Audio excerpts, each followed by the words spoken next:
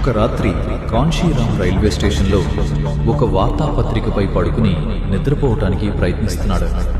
కాన్షీరామ్కు సరిగ్గా నిద్ర పట్టకపోవటాన్ని ఒక రైల్వే స్టేషన్ ఉద్యోగి గమనించాడు. అతను, అయ్యా, మీరు కొంతసేపటి నుండి నిద్రపోలేకపోతున్నారని నేను గమనిస్తున్నాను. మీకేమైనా సమస్యలుంటే దయచేసి నాకు తెలియజేయండి.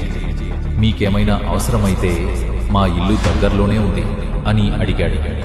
కాన్షీరామ్, సమస్య ఉంది, కానీ మీ దగ్గర పరిష్కారం లేదు అని బదులిచ్చాడు.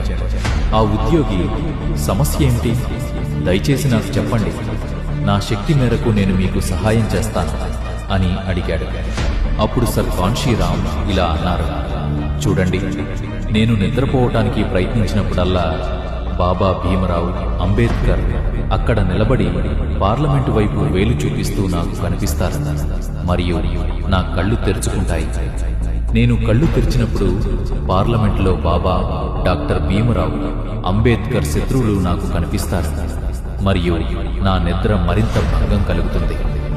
ఇప్పుడు చెప్పండి, మీరు నా సమస్యను పరిష్కరించగలరా?